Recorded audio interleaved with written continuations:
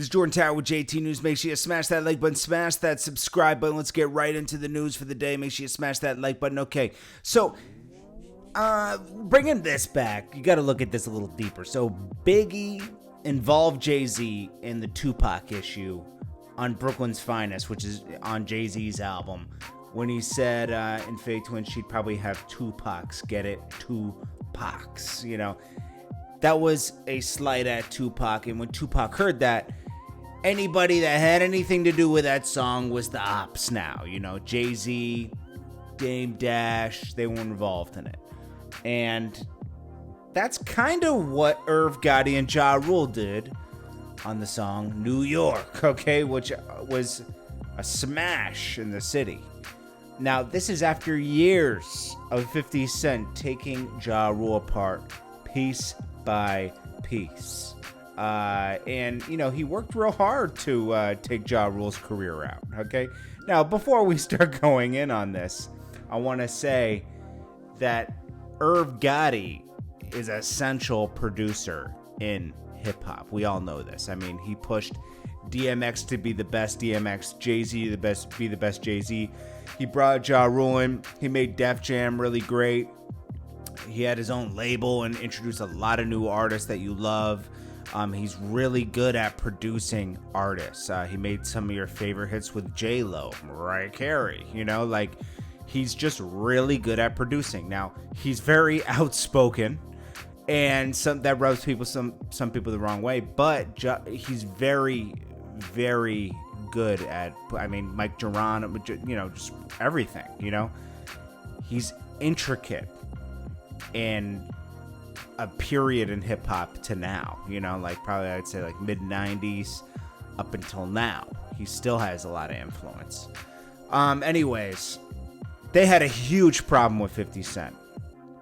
And this all starts from, they like to say that it was from a music video and, you know, 50 came around trying to be in the music video. And that's not what happened, okay? That's not what happened. I'm not sure if it was E-Moneybags or not, because E-Moneybags had his own situation with them. But one of 50's friends took some jewelry from him, okay? He took some jewelry from Ja Rule. I think he caught Irv's brother Chris slipping. I think Cadillac Tower was there. And this is the funny part. In Prodigy's book, Prodigy was friends with E-Moneybags.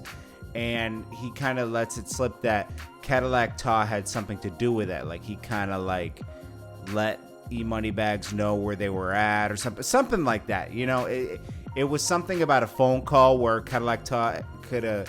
It wasn't straight up that Cadillac Taw, like, put the drop on him, but maybe let a location be known that shouldn't have been known without knowing what was going to happen. I don't think Cadillac Taw, like, purposely set him up, you know. I think it was a mistake. And look what, you know, then obviously Ja Rule's chain got stolen. But they saw 50 Cent with E-Moneybags like that night or a couple nights later in the club in Queens. So they connected the two. And from then, they hated 50 Cent. Supreme already didn't really like 50 Cent. I mean, this is a really complex beef. It's a real beef. You know, that's why it's so complex. It comes out of Queens, and, you know, a lot of different things were happening in Queens around that time. Supreme didn't like E-Moneybags for different reasons. I heard something about a car deal. So there was like a very complex deal with E-Moneybags and Supreme. And obviously Supreme lost his life at one point behind a lot of this stuff, allegedly. And this is why 50 Cent got hit up 9 times. They had a problem with 50 Cent, and, you know, it was getting heated. 50 Cent made a song at them, you know, it was getting deep, and Supreme allegedly, you know, 9 times, man, you know, even before that, things were heating up, you know. 50 Cent tells a story of the Hit Factory. You know what's crazy is they was so scared, it was terrifying me after that Hit Factory. Yeah. There always some suckers, B. Let me tell you, the door was super narrow, right? We in the hallway upstairs in Hit Factory, them little rooms they got upstairs. Yeah. is super narrow, right? They That came shit was dumb small. and closed the door. The door that they was in my jacket is in their room. Look, there's 2 doors right here, right? My jacket is in this one. The hallway's narrow enough for us to walk through. That's it. They come close this door. They in there. They just let them close the door. My gun is in the jacket in that room. So we got to go through the scrapping on this side. The boy gets stabbed in the chest. Yeah. The DJ. Flew. At this time, I ain't got no money. I'm not paying them. How am I supposed to control what he does after that? He's looking at it like it's payday. Oh, they're gonna pay for this. Yeah. They feeling like I'm supposed, like I'm doing it. Yeah, you gotta do what you gotta do. Like I'm telling them to do that. So you know how the old heads deal with anything. You know what I mean? So that's why I go down when we go down. But the whole situation is bugged out. But they got my fucking pistol in the other room. Sitting there. I'm not gonna go after these niggas done ran down. I can't even get my pistol. I won't shoot a nigga going down the steps. If that pistol was in that It would have room, been alright if I did that. It would have been self-defense still. Because all that many people came in there, whole different thing. If that pistol was I in would have that changed room, everything. oh my shit. Better I'd have let the swim me off in there with a bunch of niggas too. Bang! Niggas been back. 2 niggas get hit by 1 bullet. Can you tell Mark Yeah, but then if that would have happened, this situation right here might not have happened. So you gotta know what I'm saying? Everything has for a Yeah, reason. that's true. I'm, no, thank you. I appreciate you. Now And when who's you laughing? go and do Now it, you who's want it laughing? to go the other way. Okay. Because I'm like, what? Then I didn't even go to the hospital. The little scratch I had only was for 3 stitches. Yeah, you're back. I didn't go to her. I went home. And I'm in the radio hearing I went to the hospital.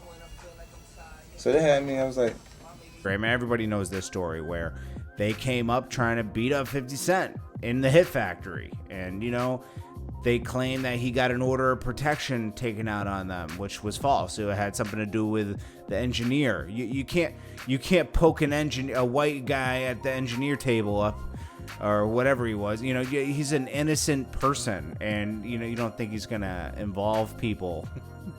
You know, it's like that. But the funny thing about that order of protection, it was fake. It was fake. There wasn't even a precinct of that number. It doesn't exist if you look it up. It's very weird. Anyways, getting to my point of the story is when 50 Cent took apart Ja Rule, they did a song called New York, and they put Fat Joe and Jadakiss on it, knowing that they're doing... Irv Gotti's doing the same thing that Big did with Jay-Z. And he says this on a recent interview. He says, I think that Big involved Jay-Z by just doing that purposely. Like, it was like like, I'm going to involve my people in it.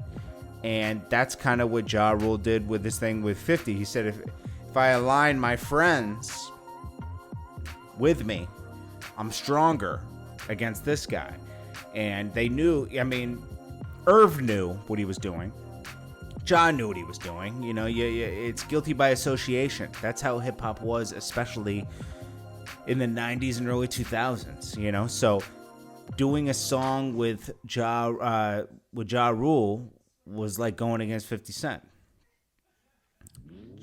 And then for 8 years later, or how many years later, 50 Cent had a problem with Jadakiss and Fat Joe. Fat Joe even said, yeah, you kind of did that to me. Even Fat Joe even said, you kind of did that to me with the New York song, you know, what Big did to Jay-Z, you know, by dissing Tupac on the song. And, hey, now I'm involved, you know. So it was an intricate trick to try to get Ja Rule to come back. It didn't work. Ja Rule made his history at that point already anyways. He had a few years in the game, but 50, as Irv said, I pushed 50 to a great situation by admittedly blackballing 50 Cent from getting deals at Atlantic and a bunch of other labels after he left Sony, because Sony wasn't working out. He put him in the best situation possible with Dr. Dre and Eminem co-signing him. And the rest is history. Anyways, what do you guys think about all this? I'll check you guys in the next one. This is Jordan Tower with JT News. Hit that thumbs up.